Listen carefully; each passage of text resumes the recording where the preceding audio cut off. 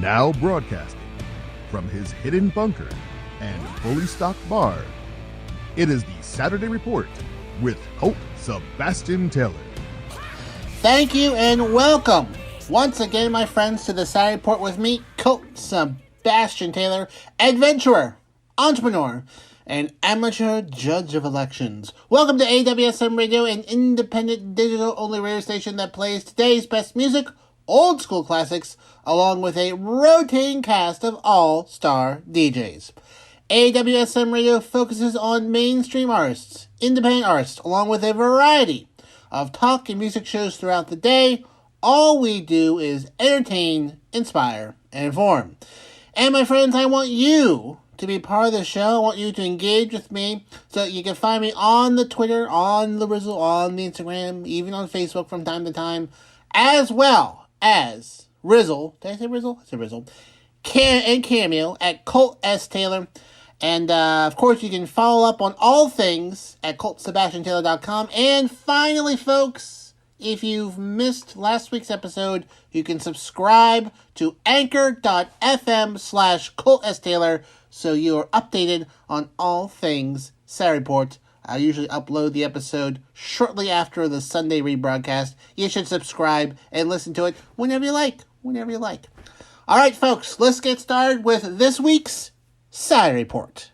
Well, friends, this weekend is Halloween weekend, Old Hallows Eve, as it were, and there's a bit going on this weekend. First and foremost, if you live in the northeastern part of these here United States, there is a powerful storm moving up the coast. The second such storm. There was one earlier in the week that dropped a lot of rain. So there's a lot of wind, a lot of rain, some coastal flooding. So if you are in that parts of the broadcasting area, folks, do be careful. Of course, Halloween. It is Halloween. Sunday actually is Halloween. If you're listening to this on the rebroadcast, it is tonight. Or if you're listening to it on Saturday, right now, it is tomorrow. So anyway, it is Halloween weekend. So trick-or-treaters going to be out and about, depending on the weather. I would remind my fellow trick-or-treating adventurers that, if you're going to go out at night, wear reflective clothing, safety first. Although, I find, as I get older, that a lot of trick-or-treating is done at the dusk hour, so just before nightfall. Unfortunately, I will be out and about this weekend, so I'm turning off my lights. Willow will be guarding the house, and no candy this year at the Colt Sebastian Taylor Estates. Next year, friends. Next year's. Also leading up this weekend, next week, Tuesday, November 2nd, is Election Day. The general election in these here United States. Yes, friends, there's an election every year. Actually, there's two elections every year. There's the primary in spring and the general election in November. And November 2nd is the general election. Yes, there are elections on odd years. In fact, even in some states, there's kind of big ones. There's like governor races and whatnot, like in Virginia, and I think New Jersey. But anyways, I would encourage everyone to go out and vote. You might think that the only important elections are the ones every 4 years, but these odd number elections usually impact your everyday life more than anything else. Yes, you want your guy to win, to be in the White House and whatnot, but it's the township commissioners that are going to pave the road. It's the school board that's going to determine what, is being, taught in schools and whatnot. It's the mayor that's going to be making things happen in your town. I mean, these are important races. Doesn't get as much money as some races, although this year there's a little bit of local money being thrown around. But they are still very important, okay? A lot of judges are elected on off years like this. So, I mean, folks, listen, the turnout rate for these off-year elections are abysmal, okay? Sometimes like 10 or 20%. So do you want two people deciding, if you have a group of 10 people trying to figure out what to do, you all live together in a house, and who does the lawn work, and who's going to pay the bills, and what cable company should we go with, why would you let two people make decisions for everyone else because everyone else didn't show up to the House meeting because they had better things to do? Okay? So, get out there, vote. Every state has different voting hours, different requirements and whatnot, so check with your local Board of Elections about what's going on. I, myself, the great Colt Sebastian Taylor, I'm actually a judge of elections. Yes, that's right. So, I make sure that my polling location is operating efficiently, and everyone who has the right to vote, votes. And it's actually just very much glorified customer service. I would encourage, just one final point here, anyone out there who thinks that voting is all big old rigged, that it's all fake, and it doesn't matter, and people just go in there and change the votes how they want, I find that most of those people don't know what they're talking about. Yes, my friends, you don't. Sorry. Hands-on experience is not trumped by a meme you saw on Facebook. So if you think it's nothing but corruption and it can be easily changed and whatnot, I would encourage you to volunteer. I mean, actually, you'll probably get paid for it as well. Volunteer your time and work a polling station. Take a few education classes. Educate yourself about the election, and then, I think you'll be in a better shape. So I have argued with many people on the Twitter about elections and whatnot. I'm actually well versed in it. But, if you think everything is a big old fraud, I recommend you be a minority inspector or an election clerk. Help out. Help out and whatnot. Or if you really thought it was a really big problem, there's such thing called a poll watcher. No, that's not a strip club, but you can ask a campaign to give you certified to be a poll watcher. You just can't show up and say, I'm watching the polls, okay? That is not how that works. You need to get permission from a board of elections. They need to know who you are, document it, you get like a little certificate, and then that's it. So, anyways, this Tuesday, general election. Get out there, make your voices heard. I highly encourage it. Won't be dramatic returns on CNN like you see on other days, but they're still very, very important elections. Next, we go to Georgia, where officials are removing the last pieces of the Golden Ray cargo ship, the largest in U.S. history. You probably yourself, what you talk about there, Colt? Well, in 2009, a cargo ship, the Golden Ray, carrying over 4,000 vehicles, holding $200 million worth, or $140 million worth of cargo, capsized off the coast of Georgia, just right along the St. Simons Sound near Brunswick in September 2019. Flipped over on side, and it's been there ever since. I mean, it's a huge, huge, huge cargo ship. They just can't flip it back on its side and tow it out. They had to take out a bunch of pieces, remove cargo stuff. It was a big mess. I mean, imagine 4,000 vehicles just kind of sitting in the water. Big pollution concern. They said a collective over 3 million man-hours were expended trying to remove this large cargo ship off the coast of Georgia. You had to take it out in pieces. They had to get in there and haul out tons and tons and tons of trash. They had to drain the fuel tanks. It was a big old mess. When it capsized, 23 crew members were stranded in there. 4 of them were stuck in the engine compartment for over 24 hours. Had some injuries, but no one died. Amazingly. And this ship has pretty much just been there since then. They had to float in barges and put this huge crane over it to try to pull up pieces. They put around these little barriers to catch any oil and pieces of plastic and rubber from the cars. It was a huge mess. Huge mess. They took them a year to figure out how exactly are we gonna get this out of there and whatnot.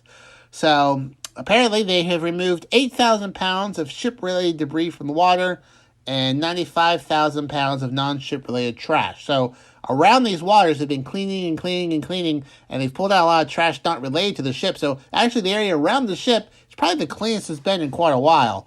But it's still a pretty big concern. They don't seem to know exactly, at least not in this article, what happened here. But it looks like, they were going out port, they made a turn, and then everything kind of shifted to the right, and then the ship fell over at a 90-degree angle.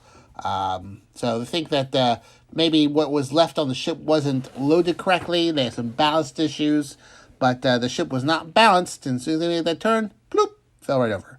But the last pieces are being wrapped up here soon, and pretty soon that ship, which has been pretty much a landmark for the last 2 years in the Sound, just sort of sitting there, will finally be removed. Next up, this week's U.S. jobless claims dropped to a pandemic low of 281,000, the lowest since March 2020, just before the pandemic. So jobless claims are getting closer to the pre-pandemic low. It was at 900,000 earlier this year in January, but has steadily moved lower, and lower. And so all in all, apparently, this past week or so, 2.2 million people were collecting unemployment, down from over 7 million earlier this year. As you may remember from last year, in 2020, when everything came to a grinding halt in March/April, more than 22 million jobs were lost as businesses closed, reduced hours, had lockdowns, people were staying at home. But of those 22 million jobs that were gone, 17 million have come back, being available. There are still still short of the labor market compared to what it was in February 2020. New jobs last month slowed for the first time in 8 months, mostly because people couldn't find people to hire. There are apparently 10 million job openings in August, the second highest since they started keeping track of that in 2000. Now, obviously, there's a lot of debate about why there are so many job openings. Additional benefits have stopped, so, I don't think you can blame that on people taking cash home and whatnot.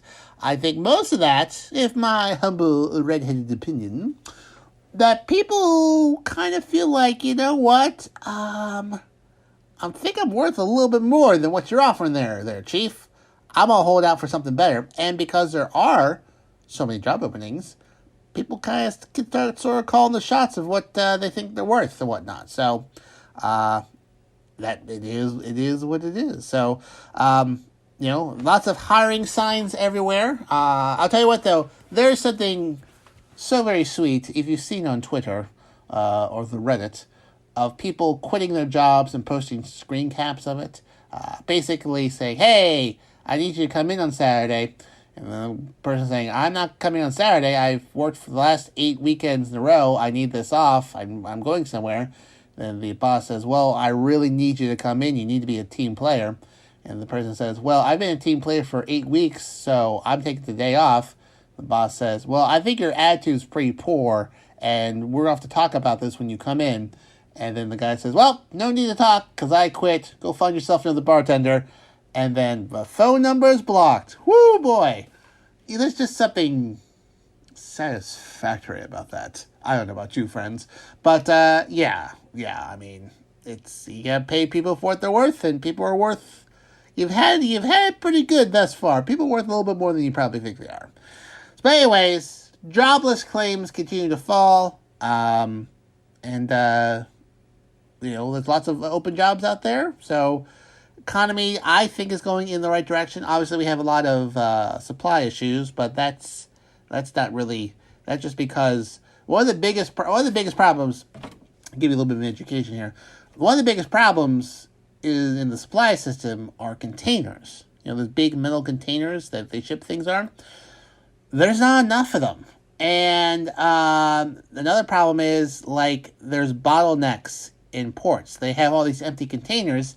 They can't put them anywhere to pull off other containers to unload them as well.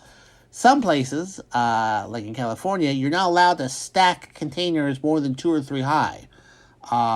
So you need a lot of room for a lot of containers, and they're just stuck there. They're just stuck. So hopefully we'll chip that out, and we'll get things moving again, and supply chains will improve. But yeah, so just so you know, someone's blaming somebody for something else. Just drop that container shortage fact on them and see how they roll with that one. It probably won't have any impact, but it'll be funny. But anyways, lower jobless claims. Now, someone I know who is definitely underpaid because he is priceless. It's my pal DC. He's our in-house DJ here at AWSM Radio with his show DC Live, in effect, mixing it up every Friday night at 9 p.m., Sundays at 10 p.m. You do not want to miss out while he smashes it on the ones and twos, kicking the beats from his South Florida compound week in, week out.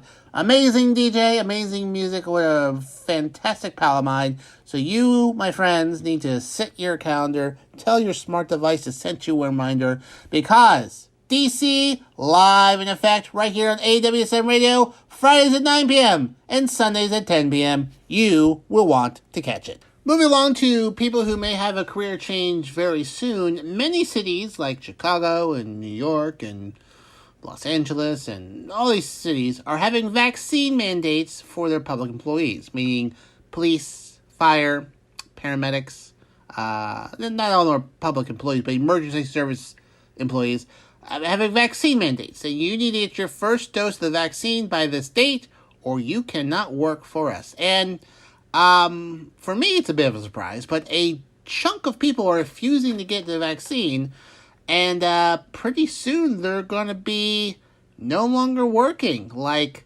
a significant amount of people, like 20-25% of some police forces and fire companies and paramedics, refusing the vaccine, so they're not going to be allowed to work. Now, for me, I find it interesting because this demographic was clamoring to be the first to get the vaccine because they're out there with people who were unvaccinated and whatnot, and to protect them. And now all these people just don't want to get the vaccine for a variety of, frankly, kind of stupid reasons. I mean, they've been vaccinated for polio. They've been vaccinated for all these other things over time. This is a new vaccine, but the way they made this vaccine has been around for quite a while, okay? And so they know how it works. It's been tested, okay? You've bought a new Ford truck. It's a new version, but Ford's been making trucks for a while, so they kind of know what they're doing. And so these people they've been put on lawsuits, asked judges to stop mandates, and people are saying, no, you can't. So they're either going to be fired or put on leave without pay. Some football coaches at public universities have refused to get the vaccine, and they've lost their jobs. Again, don't quite understand it whatsoever. Now, I'm going to make 2 points here, and I'm going to get my soapbox a little bit. It's my show. I can do that.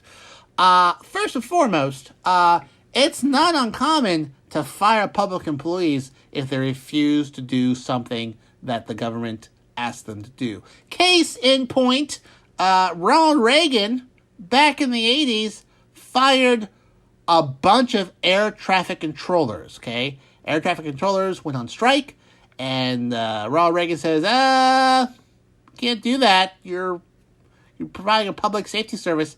Get back to work. They said no. Many of them said no.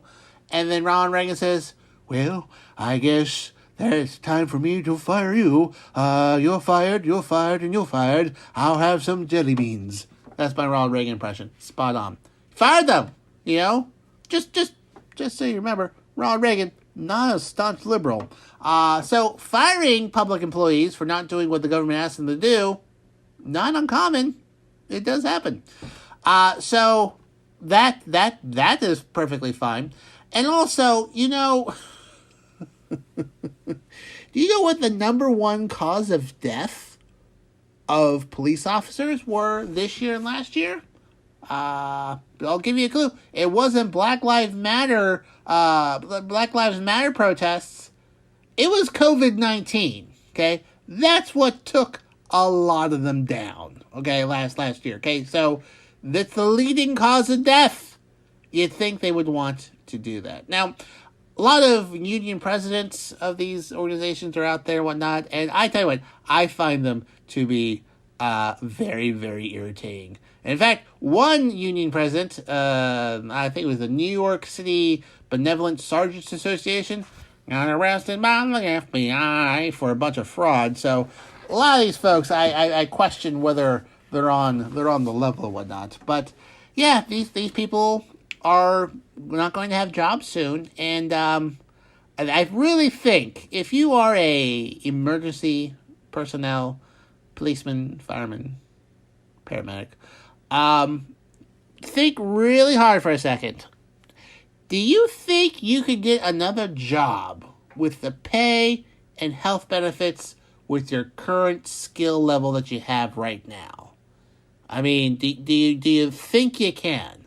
Because, hey, police, fire, paramedics, those are some jobs with some pretty nice health benefits and pretty well paid for the amount of for the skill level and education that they have on there and whatnot, okay? It's pretty good. They do lots of hard work. They deserve every penny and whatnot. But if you think you can just shift from that to something else that pays the same, gets the same benefits, brother, you might have another thing coming. It probably is not going to happen. Not when there's that many people leaving. Now, if you think you're going to be, on TV and talk, and fight the good fight, on the Fox News, the OANN, the InfoWars, the Newsmax, whatever else is out there on the fringe. Again, do you think that's going to pay the bills? There's a lot of pundits out there, a lot of pundits and a lot of hacks. A lot of them have a lot of performance experience as well. Did you take community theater? You probably didn't. So, again, probably not the best career choice. So, my friends, I appreciate your apprehension to take the vaccine and whatnot. I perfectly understood, but I have had 2 doses. My brother has had 2 doses. He is a medical professional.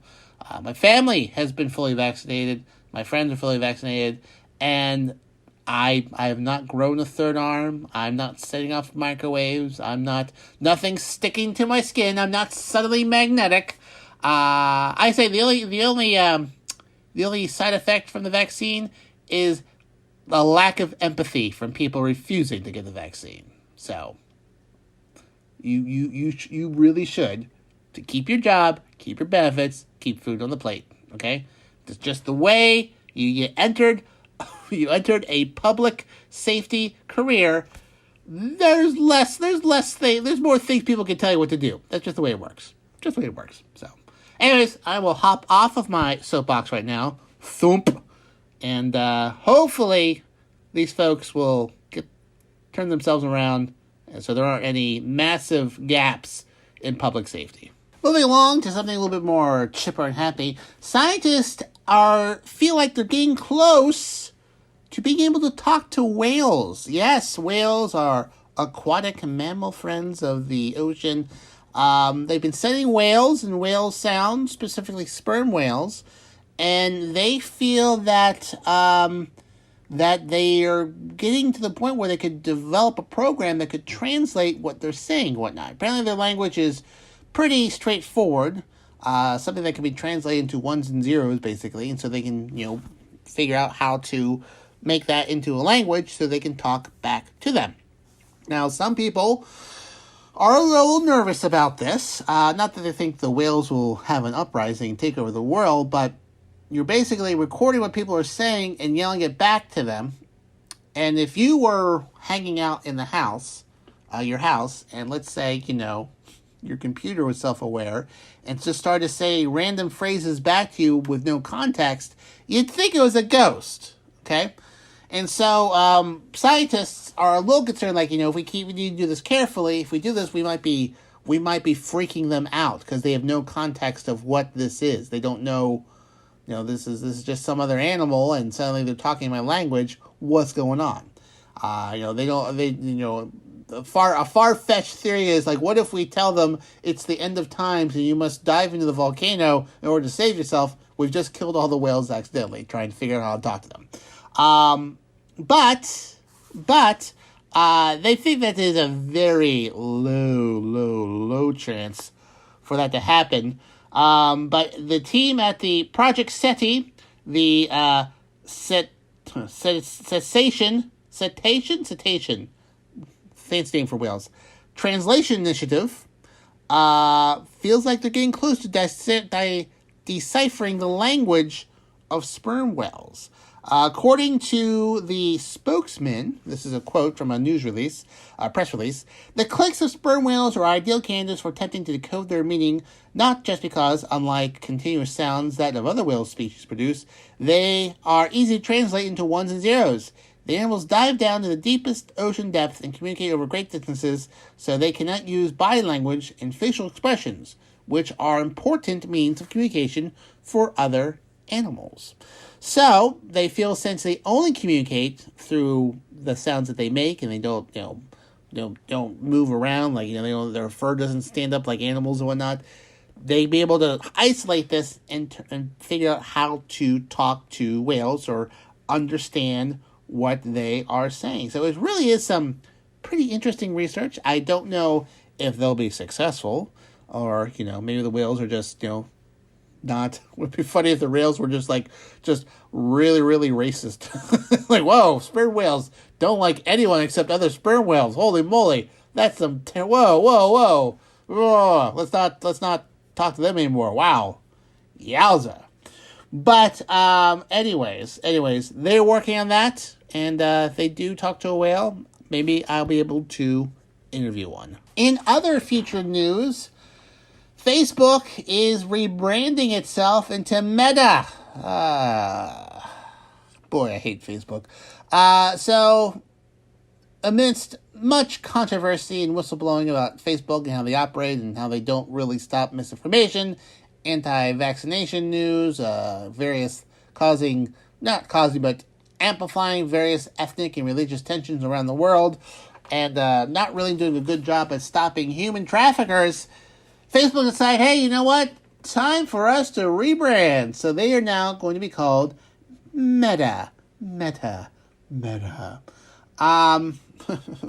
So basically, Facebook has several things. They've got themselves the Facebook, social media, Instagram, WhatsApp, I think some other thing as well. So there's going to be one big old company called Meta.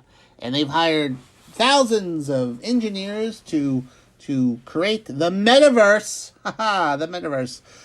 Basically, they feel that virtual reality devices, the goggles in the hands, they're pretty clunky now, are going to get smaller and cheaper over time, and you'll be able to log in and enter the metaverse, where you'll be able to interact with people in this,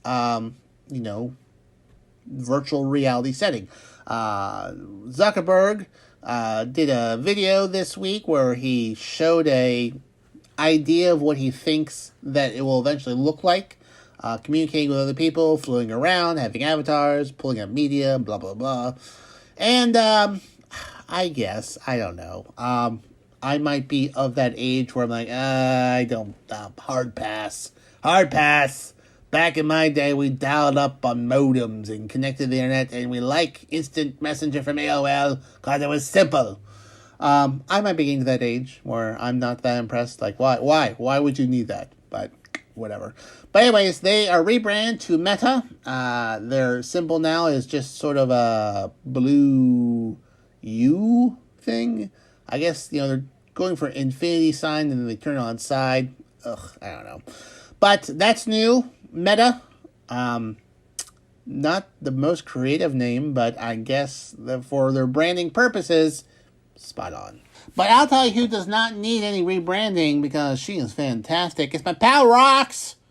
And the Rox Sessions is our drive time show here at AWSM Radio. So when you're driving home from a long day of work, you can listen to her show where she plays some of the hottest music on the charts and some other surprises in between. She will make it rock style, Monday, Tuesday, Wednesday, Thursday, Friday, 5 p.m. to 7 p.m. right here on AWSM Radio. And my friends, she is fantastic. She has a great show. Lots of fun little trivia there and whatnot. Plays some very good music, so I highly recommend it. She has some exquisite taste in musical selections. And she's just a very fun, great person. And she has a great show. So listen to the Rock Sessions Monday through Friday, 5 p.m. to 7 p.m. right here on AWSM Radio. Moving right along and continuing with music news, Adele, who I mentioned last week, came out with a new single and a new album, her 30 album, which following her 25 album. I guess she just names her album of how old she is when she's releasing them. She had her new single, Easy on Me. New album she's been working on for about 5 or 6 years, and she's announced this week concerts. That's right. First concerts in 5 years, set for summer of 2022 in London, in Hyde Park, which is a very popular music venue. Elton John has done some of his farewell concerts there. BST's Hyde Park Summer Series also include Pearl Jam and Duran Duran, which is actually a very good James Bond theme song for those keeping score at home. She said she started working on the album at least 3 years ago. It's been 5, 6 years since her last album. She got divorced at that point throughout the making of the album, and has put out some pretty good music. She last performed Adele Live 2016, her world tour 6 years ago, wrapped up early in July 2017, canceling her 2 final performances at London's Wembley Stadium after hurting her vocal cords, saying that she was devastated that she had to put off 2 of the biggest and best shows of her life, and she had to rest her voice. She's often hurting her vocal cords. She's belts them out pretty good. But if you are in London, you like yourself some Adele, check it out. Like I said, her new music, I enjoy it. She has gone through a lot of turmoil internally and whatnot. She's had kind of a rough go the last 5 years, but glad to see that she's back. Always enjoy her music, and probably not going to go to a concert because I'm not flying to London to see Adele. I don't quite have that sort of AWSM discretionary spending as of yet, but definitely will listen to her music, and I encourage you to do so as well. So, Adele, coming back to concert series in summer of 2022 in London. Moving on to the world of fast food, there was a strike from McDonald's workers this week. Not an ongoing strike, but they walked out. Cashiers walked out of restaurants in 12 U.S. cities in protesting of the fast food giant's handling of sexual harassment claims. There have been 5 strikes since 2018 over these claims that they were not being taken seriously by companies and franchise owners, and said they've been largely ignored by them.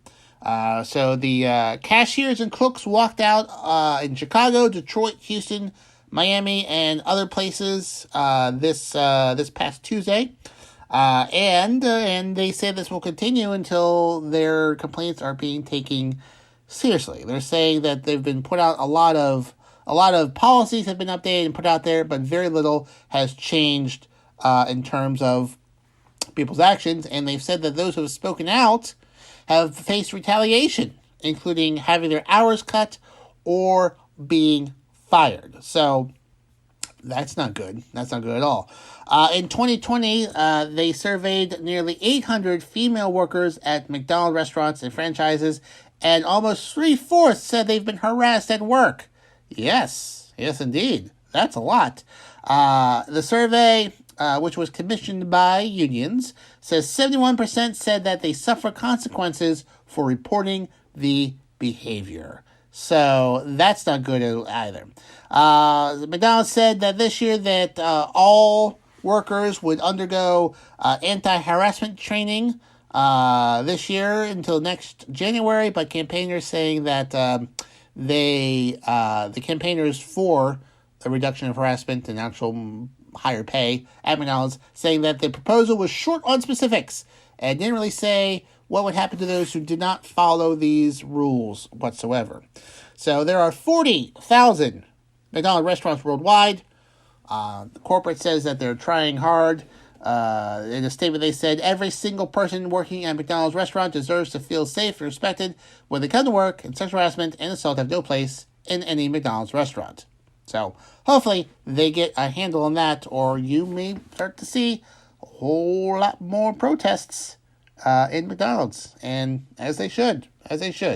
Friends, I know that you're very busy this week. Every week, really. It's hard to catch up on sports, isn't it? So don't worry, because AWSM Radio has its very own sports show, Married to the Game, broadcasting every Wednesday at 9 p.m. Eastern Standard Time.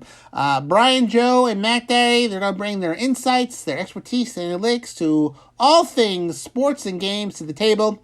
And what kind of sports show would be with that little trash talking in between? So tune in to catch up on all things sports.